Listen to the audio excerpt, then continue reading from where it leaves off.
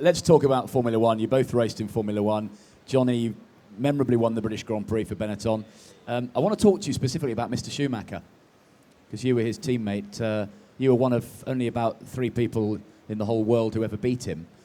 What do you think of his comeback? Were you surprised? Well, he wasn't on track, unfortunately, twice. But nor was Damon either.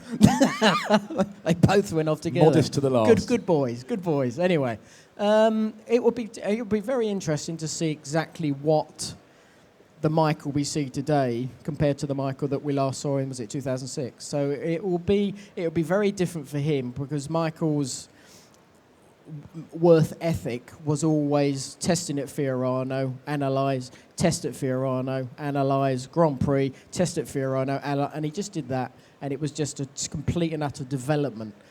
He's only got February this time around. There's nothing during the year, so there's a lot of different things for him that he didn't have before. So it's going to be a little bit different for him.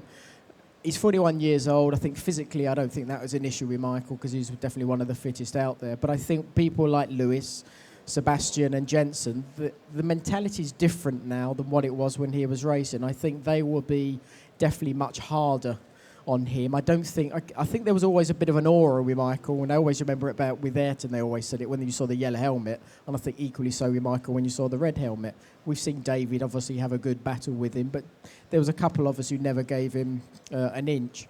But I think generally everybody now is going to be much harder on him, and it's all going to be based on what Ross and Mercedes give him as well as Jensen, Lewis and Sebastian with the other car. So it's going to be an interesting thing to see what indication we get in February, to see exactly where he is. I think one other thing is that quite a lot of the drivers have not raced against him, so for them, he's history. He's not current, and so therefore I think he's got to sort of restate his on-track reputation, not the 7 World Championships or anything else, but I think he's actually got to come out and sort of prove his worth to some of the new blood that's in there. And I think that's going to be quite a difference and a shock in some ways to both sides, to Michael, because it's the first time he's had to do that in his career in reality since about 92, and I think for the other drivers as well, because I think he'll give them a few, there'll be a dust up every now and then, which will be quite entertaining. Yes, I hope so. No, I hope there is all that, a bit of dust up, because it'll spice it up for one.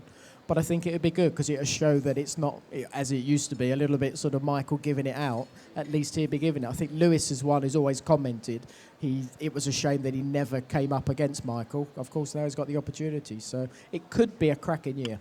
Could be a cracker. OK, guys, we'd like to give you the opportunity to ask a question of Alan or Johnny. So start thinking of a few good ones. Simon's there with a microphone.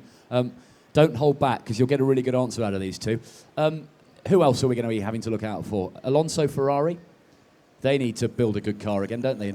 Yeah, there's the good thing what's happening this year. Obviously, we've got the change mainly with the fuel tank. There's obviously going to be no pit. That's another thing with Michael as well. He was very good, and he was probably one of the very first in some ways of practicing the in and the out laps.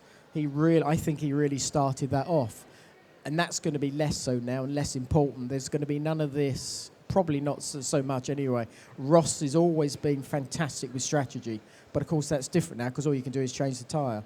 So things are going to be very different in some way, but I think that will probably, hopefully anyway, add to it as well, but give it more equal across the field. Michael and Rubens will be the only guys on the grid who have done a Grand Prix without having to refuel. You did it. Will they have to change their style dramatically? The car will behave differently from beginning to end. Well, they're all girls now anyway, because they have power steering. In my I can just I can actually hear Johnny Noble on autosport.com backstage typing that now. Herbert, they're all girls. Get that down, Johnny. Yeah, it's not going to be as dramatic, I don't think, as it used to be, because when I started in the 50s, it was. In your 50s or the 50s? No, I'm coming back in my 50s, yeah.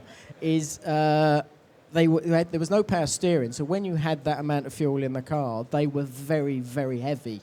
But because now they've got the power steering, there's a little button. If it's a bit too heavy, you just click it a little bit and it'll go a bit easier for us. So physically it won't be quite the same, but you'll have to drive a car a little bit different. You'll have to drive the tyres in a slightly different way. It will all depend what the Bridgestones, on how they react at different tracks. But in the old days, in the not so past, the good years actually they went off quite a lot, and there was a big drop. But the Bridgestone doesn't drop generally anywhere near as much as it used to. So again, there's going to be a much more consistency. You're going to have to still drive 110% for sure. But it was, Jensen in some regard may be more beneficial because he drives very smooth compared to Lewis, who's very aggressive. But again, it will be what car you get, but secondly, how the tyre reacts. So.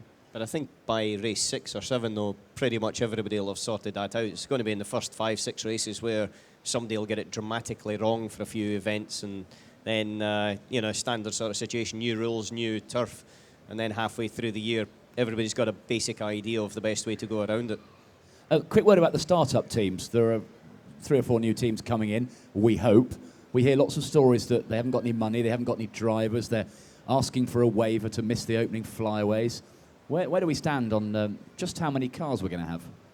I think it's tough for any new team coming in this environment. I don't think there's many people out there who would like to start business in one of the most expensive sports in the world right now, today. No, they're okay. They're on a budget cap, remember, 40 million budget cap. But only in their own self-imposed. That's nobody else's. No, exactly. And that's the tricky part about it. In Formula One, if you spend more money, you've got more chance of winning races. And I think it's a really, really tough call for them, but I certainly hope they do succeed because, right now there's very limited opportunities for a driver to make his way into F1. And so there's less seats in a Grand Prix season than there is in any one football game, never mind the whole Premiership or, adding in the French League or the Japanese or the Brazilian or whatever else. It is really, a tiny, tiny percentage. And the more opportunities, the better, in my opinion. Yes, no, I agree. But I think the nice thing, obviously as well, is having Lotus back. I think it's great that we've got that name back in. I hope that with the whole package they can get it together to be competitive, because it'd be a shame to see such a name struggling at the back of the grid and not really getting anywhere. They've chosen the drivers well. Hopefully that will be beneficial to them. But as we know, and as Alan explained, the development costs money, and that money is something that it sounds as if they don't have, and that's going to make it very hard for them. So they're going to have to be, one, very clever, but unfortunately the guys that have the money are very clever as well, but they have that benefit. So it's going to be tough for them, but we'll see. Right, let's have some questions for this pair of British racing heroes. Can you get over there, Si? And Alan McNish. Thank you. Johnny, it's lovely to see you back. Loved you when you were racing. If Michael makes a success of returning in his dotage, could we ever see you taking the same form? Absolutely. I will be back. Another story for you, Johnny. Herbert, I'm coming back. Oh dear, no. It's one of those. When I stopped, I sort of lost.